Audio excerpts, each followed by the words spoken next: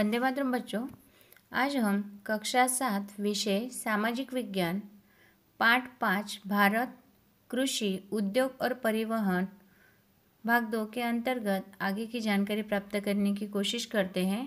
जैसे कि आपको पता है कि जो भाग 1 हो गया था हमारा पढ़ा के, उसमें पहला जो वीडियो आया था उसमें कृषि किस प्रकार की है भारत की, कि सिंचन की गई यानी सिंचाई की जो व्यवस्था है वो, फिर सूखी खेती किसे कहते हैं।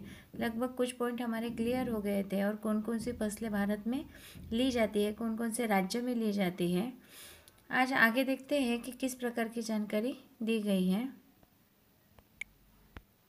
पटसन की फसल को तैयार होने में 8 से 10 महीने का समय लगता है। जो पटसन है उस पटसन को तैयार होने के लिए लगभग कितना समय लगता है, तो 8 से 10 महीने का समय लगता है।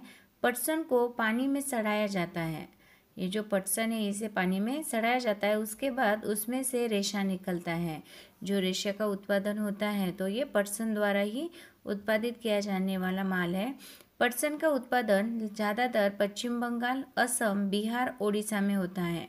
पटसन का उत्पादन कहाँ कहाँ पर होता है, तो पश्चिम बंगाल, असम, बिहार और ओडिशा में होता है। पटसन की फसल तैयार होने में लगभग कितना समय लगता है, तो 8 से 10 महीने का समय लगता है। और फिर पटसन को एक तरह से पानी में सड़ाया जाता है, कुछ दिनों तक उसे पानी में भिगो के रखा जाता है और फिर बाद में उसमें से रेशा निकाला जाता है।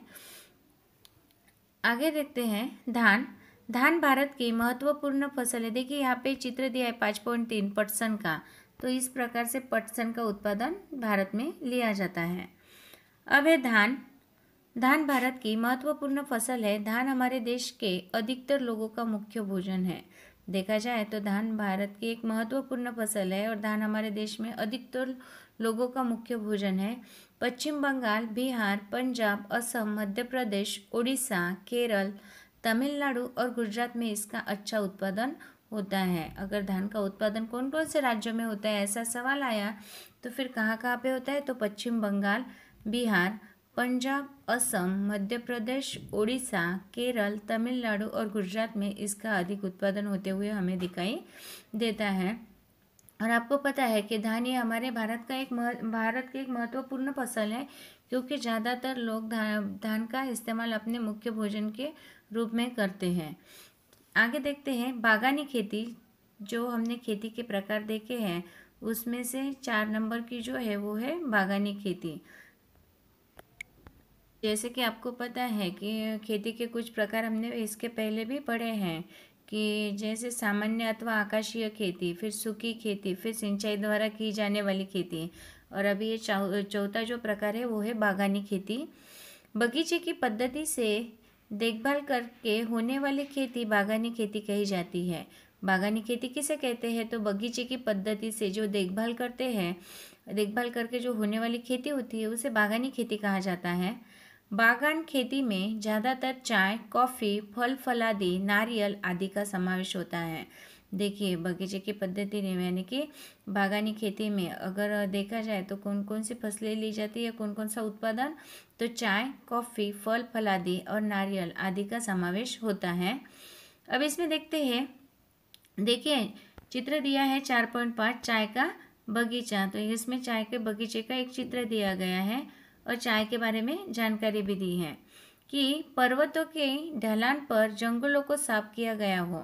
जो पर्वतों के ढलान होते हैं तो उनको अच्छे तरीके से साफ किया हो, ऐसी जगहों पर चाय के बगीचे होते हैं और ऐसी जगहों पर चाय के बगीचे तैयार किए जाते हैं। चाय के जड़ में संग्रहित पानी चाय के पौधों को नुकसान करता है। अगर चाय के बगीचे में जड़ की जगह पर अगर पानी का संग्रह हुआ हो या पानी अधिक हो तो फिर चाय के पौधे को ये नुकसान करता है।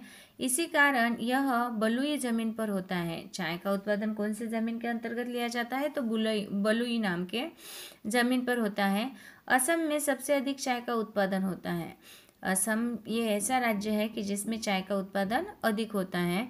इसके उपरांत पश्चिम बंगाल, केरल, कर्नाटक और तमिलनाडु में इसका उत्पादन होता है। चाय का उत्पादन कौन कौन से राज्य में होता है, तो अधिक उत्पादन असम में होता है और इसके उपरांत पश्चिम बंगाल हुआ, फिर केरल, फिर कर्नाटक और तमिलनाडु में इसका उत्पादन होता है। चाय का उत्पादन इन राज्यों में भी लिया जाता है। आगे देखिए, इतना जानिए, चाय के उत्पादन में भारत का विश्व में प्रथम स्थान है। देखा जाए तो चाय का भी, जैसे बाजरे के बारे में भी हमने देखा है कि भारत का नाम विश्व में प्रथम स्थान पर है, कि बाजरे का उत्पादन भारत में अधिक होता है। उसी प्रकार से चाय के उत्पादन में भी भारत का विश्व में प्रथम स्थान है। कॉफी के पौधों की खोज, काल्दी प्रतिदिन बकरियां चराने जाता था। काल्दी नाम का जो व्यक्ति है वो हर रोज बकरियां चराने जाता था। अपनी बकरियों की उछल कूद से वह परेशान था, और जो बकरियां उछल कूद करती थी या इधर उधर घूमती फिरती थी तो उससे वो काफ़ी परेशान था। एक दिन उसने अपनी बकरियां जिस पौधे के फल को खाती थी उस फल को खाया और उसे भी ताजगी का अनुभव हुआ। जब उसकी बकरियां काफ़ी उछल कूद करती थी तो उसे ऐसा लगा कि भाई वो तो परेशान था ही, लेकिन जिस दिन मतलब जिस बार जितनी भी बार वो बकरियां जिस पौधे के फल को खा कर ये उछल कूद करती थी तो उस फल को उसने भी खाया और उसे एक ताजगी का अनुभव हुआ। उसके बाद कॉफ़ी की खोज की बात दुनिया के सामने आई। अब आपको ये प्रश्न भी पूछा जा सकता है कि कॉफ़ी की खोज किसके द्वारा की गई थी, तो काल्दी के द्वारा। उसके बाद फिर कॉफ़ी की खोज की बात दुनिया के सामने आई। भारत में कॉफ़ी देखिए कौन कौन से राज्य में उत्पादन होता है, कर्नाटक और तमिलनाडु और केरल। कर्नाटक, तमिलनाडु और केरल में कॉफ़ी का उत्पादन लिया जाता है। अब सिंचाई देखिए, भारत में वर्षा ऋतु अनियमित और अनिश्चित है। आपको पता है बहुत बार बारिश अधिक होती है और बहुत बार कम होती है। कम अधिक बारिश होने के कारण और कभी कभी होती है, कभी कभी होती भी नहीं है। तो वर्षा ऋतु जो है वो अनियमित और अनिश्चित है। देश के अधिकतर प्रदेशों में अल्प समय के लिए तथा कम मात्रा में बरसात होती है। देश में अधिकतर जो प्रदेश हैं उनमें अल्प समय यानी कि कम समय के लिए तथा कम मात्रा में बरसात होती है। मर्यादित बरसात के कारण कृषि के लिए जमीन का संपूर्णतः उपयोग नहीं हो पाता है। मर्यादित बरसात के कारण यानी कि बरसात का प्रमाण जो है वो मर्यादित होने के कारण कृषि के लिए जमीन का संपूर्णतः उपयोग नहीं हो पाता है। जितनी पानी की आवश्यकता जमीन के लिए होती है उतनी बरसात के कारण पूरी नहीं हो पाती है। एक से अधिक फसल काटना शायद ही संभव हो पाता है कि उसी पानी पे यानी बरसात के पानी पे अगर हम खेती करना चाहें तो उससे एक से अधिक फसल काटना संभव नहीं हो पाता। खेती को अधिक उपजाऊ बनाने के लिए सिंचाई एक अनिवार्य आवश्यकता है, और अधिक से अधिक उत्पादन लेने के लिए या खेती को अधिक उपजाऊ बनाने के लिए सिंचाई की ज़रूरत यानी कि अधिक आवश्यकता है। देखिए यहाँ पे चित्र दिया गया है, नक्शा दिया है 5.5 भारत सिंचाई।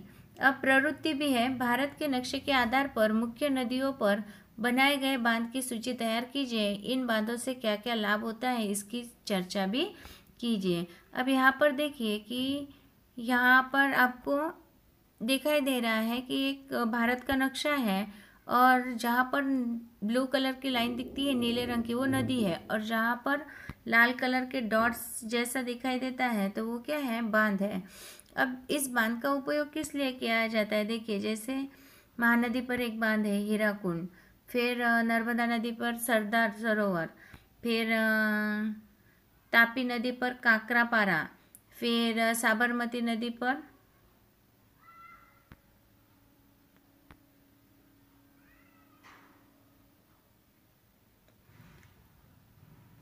धरोई, फिर महानदी पर कान्ना। तो इस प्रकार दामोदर नदी पर दामोदर। तो ये जो हमें दिखाई दे रहे हैं व्यास नदी पर नंगल। तो ये जो बांध है ये इसका खेती के लिए काफ़ी उपयोग किया जाता है। इन बांधों से खेती के उत्पादन बढ़ाने के लिए या खेती को अधिक उपजाऊ बनाने के लिए इस बांध द्वारा पानी इस्तेमाल किया जाता है। तो यहाँ पर दिया गया है कि भारत के नक्शे के आधार पर मुख्य नदियों पर बनाए गए बांध की सूची बनाइए। तो इस प्रकार हम सूची तैयार कर सकते हैं कि नर्मदा नदी पर कौन सा बांध है तो सरदार सरोवर, तापी नदी पर कौन सा बांध है तो काकरापारा, फिर साबरमती नदी पर कौन सा बांध है तो धरोई। तो ये सब आप इन बांधों से क्या क्या लाभ होता है तो इसकी चर्चा भी हम कर सकते हैं। बहुत लोग इस बांधों द्वारा पीने के पानी की भी व्यवस्था की जाती है, फिर इतना ही नहीं, बिजली के निर्माण के लिए भी पानी का इस्तेमाल किया जाता है। फिर खेती की सिंचाई करने के लिए भी इन बांधों के पानी का इस्तेमाल किया जाता है। आशा करती हूँ यहाँ तक आपको भाग 2 के अंतर्गत आज जो जानकारी दी गई है इस वीडियो से वो समझ में आई होगी। आगे की जानकारी हम भाग 3 के अंतर्गत प्राप्त करने की कोशिश करते हैं। तब तक के लिए धन्यवाद।